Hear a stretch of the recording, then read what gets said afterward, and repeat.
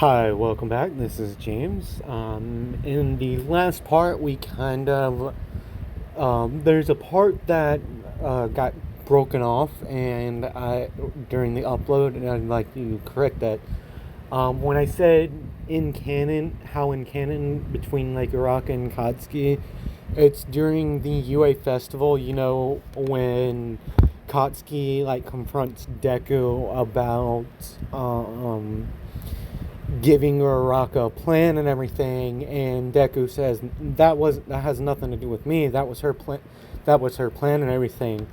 That kind of like newfound like respect that he has for Uraraka. That's a, that kind of got cut off during the upload for some weird reason, and I don't want to like take it down and like mess because it mess up the analytics and everything, and I figured I can just quickly go over it at the beginning of the next video. Now, that being said, we left off with Katsuki heading over to Uraraka's house, and Izuku and Momo and Kendo kind of still in the coffee shop and like kind of starting to leave. So while Katsuki and Uraraka are heading to another train station, catch like another train to get to where Uraraka's family is at, home is at, we go to a conversation that's happening between Izuku, Kendo, and Momo. And Izuku is like, so Kendo, like how's like he's trying to figure out like what to do. And this is when like Kendo's like, why don't you come see my dad? It's been years since he's seen you. And Izuku is like, what do you mean? And it's like, you remember your karate instructor? And he's like, yeah, like he was kind of cool. Like he kind of he's like one of the first people that I had he's one of my first martial arts instructors. And she's like, well, after like he kind of like adopted me and everything. And Izuku's kind of like, really, like you think it'd be okay without like calling him and everything? And Momo's kind of looking at this. She's like kind of jealous because like they're kind of having a little bit of a moment, but she's not like, oh my god, like she's still with me. And she's kind of like, I wish I could go. And then at this point, like Izuku's like, can Momo come with us? And like Kendo's like, yeah, sure. Like it's kind of the point. Like just make it easier explaining the situation with her there, but whatever. So they start heading over to Kendo's place, which is basically next door to a freaking martial arts studio that Izuku and Katsuki kind of like went to when they were kids.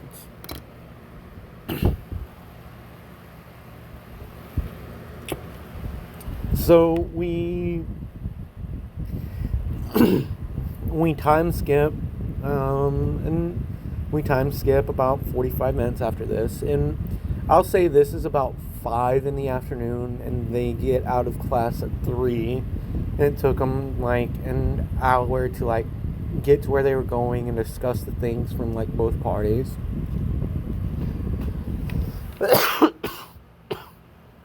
My apologies. So Izuku and Kendo and Momo kind of like walk into the dojo because Kendo's dad is sitting there with a few kids and like giving them instructions and everything. And Kendo like takes off her shoes and everything and walks up to her dad and says, "Hey, Dad, like there's someone here that wants to meet you." And as her dad turns around, she sees this young man, and he's like, "Oh, you brought a boy home." And Kendo kind of blushes at this, and he walks up to this young man, and as soon as he walks up to Izuku gets down like on his knees and like bows, and he's like, Oji Sensei, it's been a long time. I've finally returned, and Kendo's dad is kind of looking at him and everything, and then like he's like, "Yo, man, stand up!" Like, there's no reason to be like so formal, like in this dojo. And Kendo kind of like, well, chuckles a little bit because it's kind of funny. And Izuku stands up and he's like, so Kendo's dad's like, "Yo, man, so what's your name?" And Izuku's like, "Well, you probably don't remember me, but my name is Izuku." Well, it was Izuku Midoriya. And at this point, some of the students were like, "Midoriya?" Yeah, and because like they remember like this kid that just kind of beat their freaking ass, and like, they're kind of adults and stuff. And Kendo's dad kind of like steps back a little bit, and he's like, Whoa, you've grown, Midoriya, young Midoriya." And he's like, "So, wait, you said used to be?" And Izuku's like, "Yeah, like after my mom, I was taken in by my auntie Mitsuki and her family, and to like stop people from treating me different when they find out about my last name, I kind of took on their last name and was formally adopted by them and everything." But I hyphenized my name, so technically speaking, my last name is Midoriya Bakugo. But that's just kind of temporary, or I don't know, it's so that people don't find out like who my mother is, because they always treat me differently. And at this point, Kendo's dad kind of like, because Izuku like has his head down a little bit when he's speaking like this, like Kendo's dad walks up to him and is like, "Well, young Midoriya, it's nice to see that you're in good health. So, what brings you here today?" And he's like, "Well, sir, I," and Kendo like walks up to him and like kind of like grabs his arm a little bit, and is like, "It's okay, like Dad's kind of liberal, like." And he kind of gives me a lot of freedom.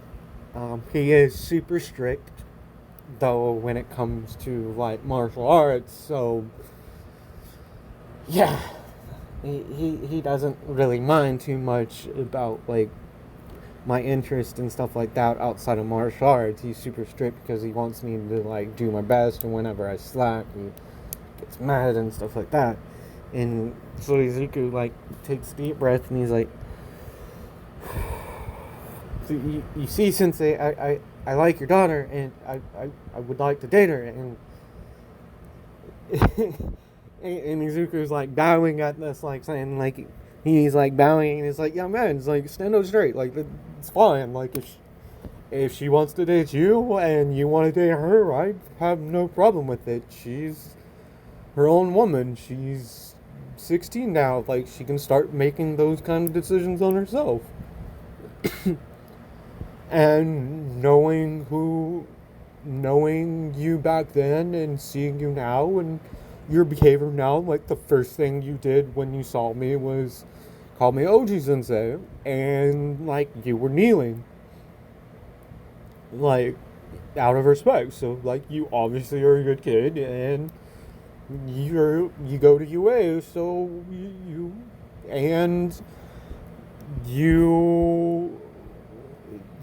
go to UA as well. And he's like, "Yeah, like I've really only been back to class for like the past week and a half, because like I've been out sick since the USJ. And at this point, Kendo's dad's like, wait, Kendo, sweetie, is he the... And Kendo goes, yeah, Dad, he is. And Kendo's dad's like, you don't like him because he saved your life, right? And she's like, well, it's part of it, but Dad, I don't want to like talk to this like this in front of you, in front of like everyone. Can we just talk about this later? Kind of like blushing and everything, because she's like kind of being put on the spot in front of a lot of people at that point. And at this point, like, Izuku's like, I'm sorry. And at this point, Kendo's dad like kind of walks up to him and picks him up, like tells him, he's like, young man, you never have to like bow to me again, like, you saved my daughter's life. The doctors and everything explained to me that if one of the students didn't do what they did, she would have died. And Kendo explained what had actually happened, and like, I should be the one bowing to you and thanking you. And at this point, like, her dad kind of like drops to his knees and like starts bowing. Like, Izuku kind of picks him up and is like, sir, like, you don't have to do that. Like, it's just it's what my mother would do. Like, she would help someone without a single thought to herself. And Kendo's dad like looks over at her and like kind of gives her that look like, you chose really well. And this kind of like makes Kendo blush a little bit. And at this point, Momo kind of like walks up and grabs Izuku's other arm, and Kendo's dad kind of looks at this like, he's like, wait, what's going on here? And Kendo like kind of explains it to him. He's like, whoa, sweetie, if you don't have a problem with it, then like, I'm okay with that.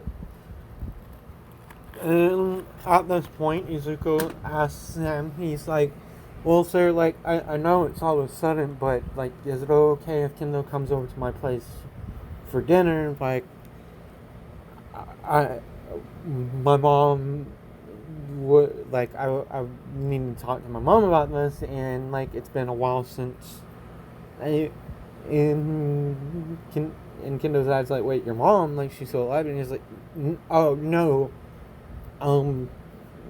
Shieldman is still dead. Like, she did die. It's my auntie. Like, I've started calling her mom in recent years. And Kendo's dad kind of like looks at him and is like, puts his hand on his shoulder again and is like, I understand, young man. No need to explain anymore. And speaking as someone who's adopted a kid, looking at Kendo, I understand what your aunt's going through with you. Like, it wasn't until like several years after Kendo came and started living with me that she started calling me dad, after things with her parents and everything happened. And so this is another reason why Izuku and Kendo get along, because like they understand losing a parent. Like, they both kind of went through a similar thing where they lost parents at a young age, and they were taken in by like another family, and the fact that they're both into martial arts and everything, so like obviously they have some shared interests, they have a shared background. And with Momo, it's not the same. Like, they kind of like each other because, like, when they were like babies, like they kind of played with each other from time to time, and Momo and Deku have seen each other like a couple of times throughout like the years. Nothing too important. Where like Izuku's at like the Yaoyorozu Corporation with Mitsuki and everything, because until he turned 16, she was pretty much like his guarantor, like his guardian, like his guarantor with like the business and like his estate and everything. And that's, like, the type of lawyer Mitsuki is. Like, she's in charge of, like, wills and stuff like that. And basically, she's on retainer for a few, like, affluent families for, like, legal, like, she's a business lawyer and everything. And she's on retainer for a couple of companies and everything. So this is going to kind of help Katsuki a little bit. But I digress. So Kendo kind of says bye to her dad, and he's like, "Don't be home too late," kind of like winking at her, which causes like Kendo to like turn beet red as she's walking out, and because this is kind of like something that Kendo's dad's always wanted, is like her to find like a good guy that she can settle down with, and he's kind of expressed this very strongly to her. Like, Kendo and her stepdad have a really good relationship. Let's just say that. Like, she really thinks of him as, like, her dad, and he really thinks of her as his daughter. And they have a really good, close relationship because he's a single father. He was friends with her parents. Like, he knew her from, like, when she was a baby and everything, and kind of, like, helped raise her in the first place before things happened with her parents. And then to keep her, like, out of the foster system, he went through the hoops to, like, adopt her, to keep her from, like, bouncing around and everything from orphanage and orphanage. And her parents, Kendo doesn't really remember her biological parents because they passed away when she was really young. Like, she was younger than Izuku was when he lost his dad. We'll say that. And I will kind of retcon this if, like, in later, because I've been debating of either carrying this situation into the manga or just doing it strictly based off the anime. And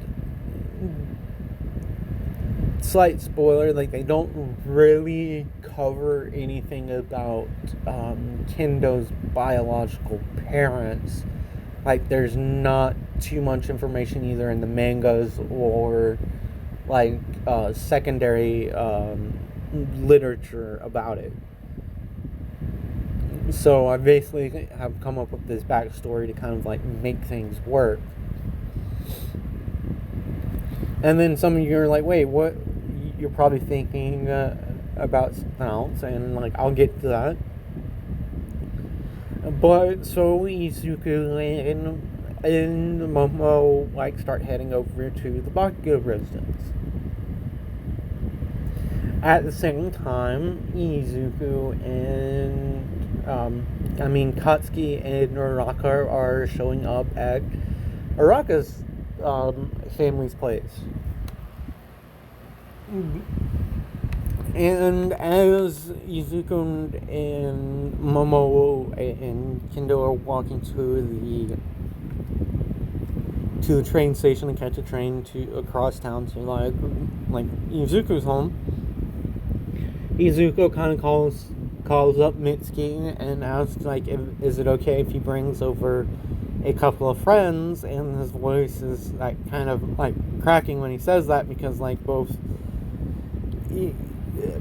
Momo and Kendo kind of, like, dig their elbows into his sides, like, and kind of look at him like, just friends, kind of thing, like, kind of giving him, like, a little dirty look about it when he says friends. And Mitsuki kind of, like, notices, like, the difference in his tone, and he's like, yeah, that's fine, sweetie, like, just make sure that it's okay with their families. And he's like, okay, well, I'm like, see you in a few minutes. Oh, do we have enough, what are we going to be having for dinner? Like, are we going to be able, like, is there going to be enough for everyone to get something? And Mitsuki's like, yeah, like, like Mother went out and bought like actual groceries today, so he wanted to he wanted to like make something special tonight, but like he's like Zuri's been kind of like staying on his side, like asking a bunch of questions, like when are you and Katsuki getting home and all this other stuff. So like hurry home soon. So at this point, Izuku's like, hey, Momo, you need to call your parents and ask them if it's okay if you come over to my place. And she's like, oh, it's fine. I'm pretty sure like they won't notice. And like Izuku's like, no, like really ask them because my mom's kind of scary and very strict when it comes to these kind of things. And she's like, okay. And so she calls her up she calls her mom up on speakerphone and everything. And her dad her mom puts her on speakerphone because her dad's there too. And mom was like, mom, like, Izuku wants to know if it's okay if I can come over to his place for dinner tonight. And Momo's mom and dad, and they're like, yes, sweetie, that's totally fine. Like, you take all the time you need. Like, just make sure you get back before midnight, because remember, like, we have that thing to take care of tomorrow. And she's like, Mom, Dad, what? And they kind of like, have fun, sweetie, and then like hang up. And like Momo's kind of blushing because like her parent, like they've met Izuku before, and they think he's really good, and the fact that it seems like they kind of like each other, and they're like, yes, they actually like each other, so we don't have to like kind of force them to do it out of moral obligation because of the whole betrothal thing that Mr. Yaoyorozu and Hasashi made. So they're kind of happy about that.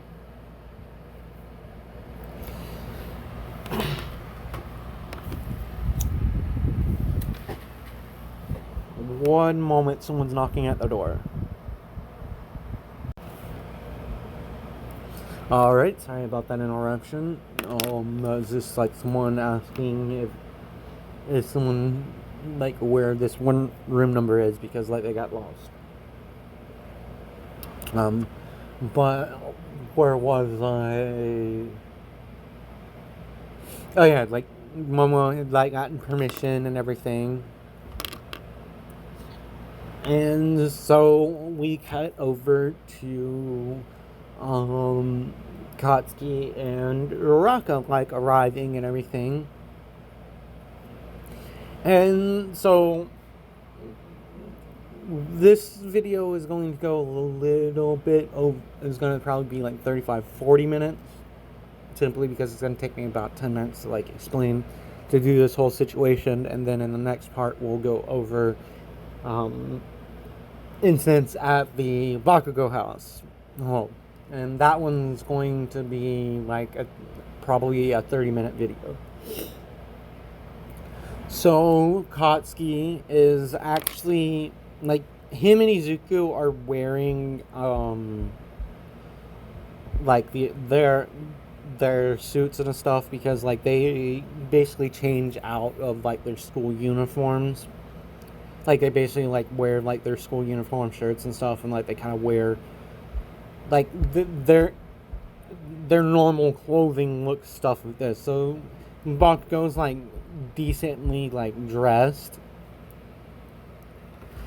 So he goes over, and Izuku and Katsuki and Uraraka come up to the door and everything. And Uraraka like opens the door, and she's like, Mom, Dad, I'm home, and like my friend's here.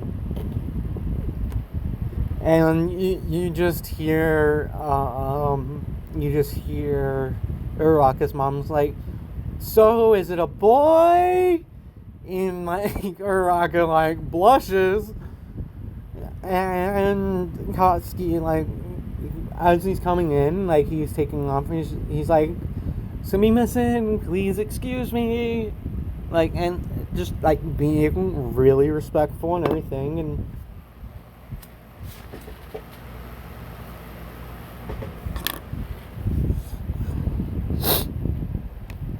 he comes over, like, her parents come to the front door, and like Uraraka introduces Katsuki to her parents and everything, and Katsuki's like being respectful, like bowing and like introducing himself and everything. And like they have a little conversation and everything, and basically Uraraka's dad's like kind of grilling Katsuki like in the other room, while Uraraka's like in the kitchen, like making tea, like helping her mom making tea and everything.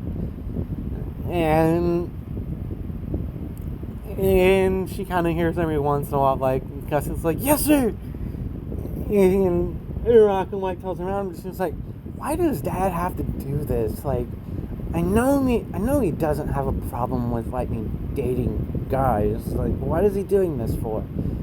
And Uraraka's mom kind of, like, pats her on the head, like, "Well, sweetie, like, you are, like, his baby girl. Like, he just wants to, like, make sure, like, no guy's gonna, like, hurt you and stuff like that. Like, it's fine. Like, he already said that he likes this guy because he found out, like, when you said, like, you bring your friend Bakugo over, like, he recognized the name."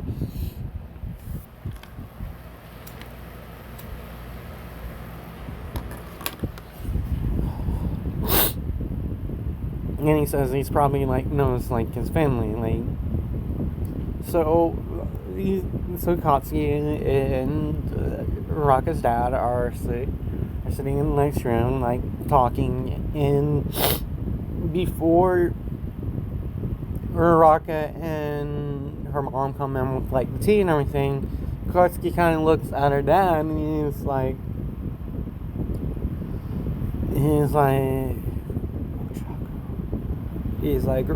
"Uraraka-san, this may seem weird, but,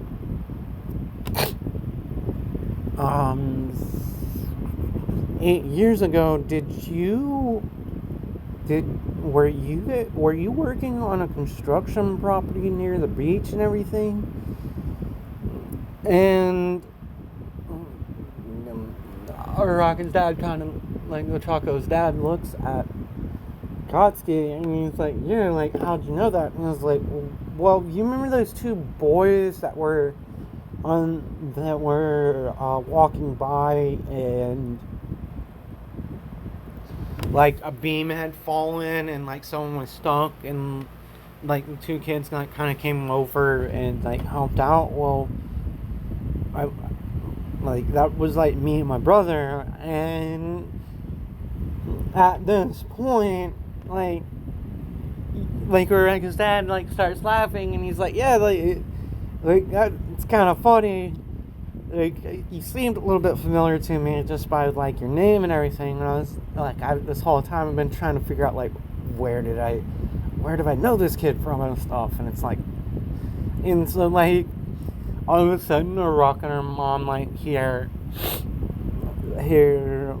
their husband and / dad, like, laughing loud along with, like, Katsuki, and like they come into, like, a scene of Katsuki and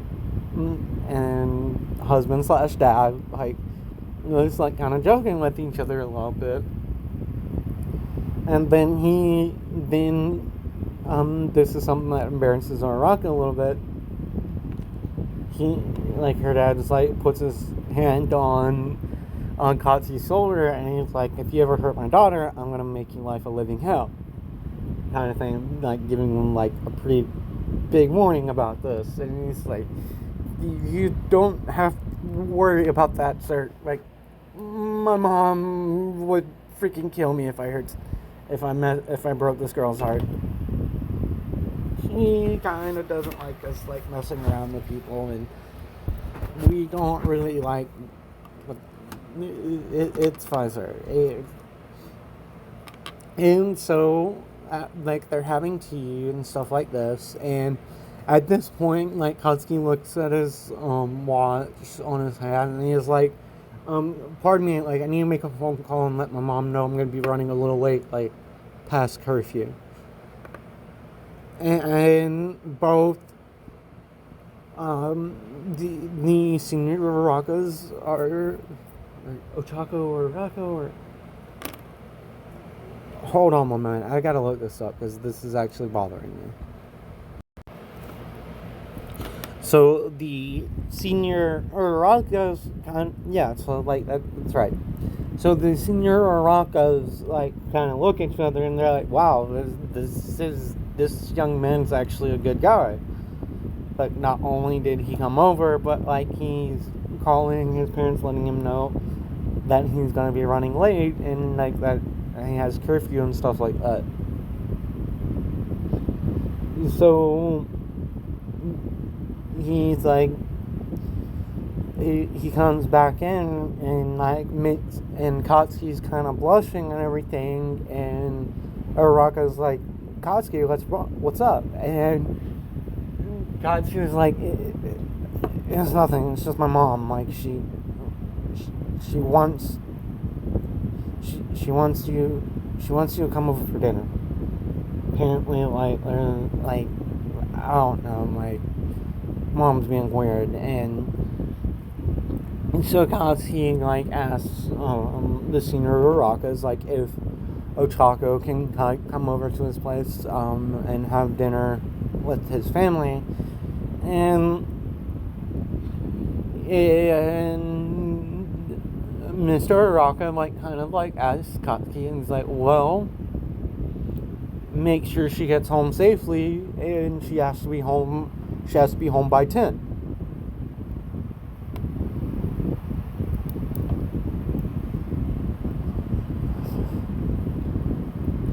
And we'll say that this is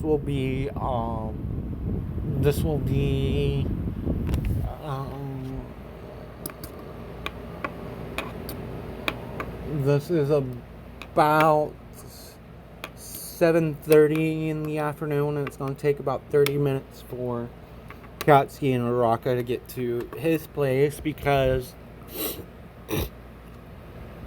even though they live on completely opposite sides of the town, like, it's only going to take him 30 minutes to get to his place, because he doesn't really want to break curfew, and he doesn't want to like mess with his mom. So by the time, so he's kind of gonna fly them to like there.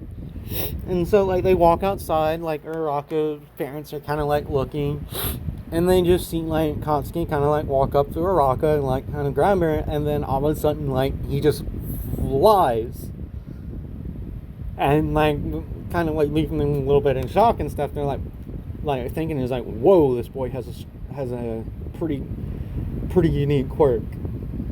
Like, no wonder she kind of likes him and stuff like that. Like, you know, just normal parent stuff. So we cut over to the Bakugo residence, and Izuku and everything had arrived for a little bit before, about the same, I would say 30 minutes before Katsuki and Uraraka arrived at her home. And we'll go over that, the events at the Bakugo's homes in the next part. And that will be like a 15 to 20 minute video, because there's not really going to be much involved in that besides a little bit of dialogue between Mitsuki and Momo and Kendo and everything. So with that being said, see you guys in a bit.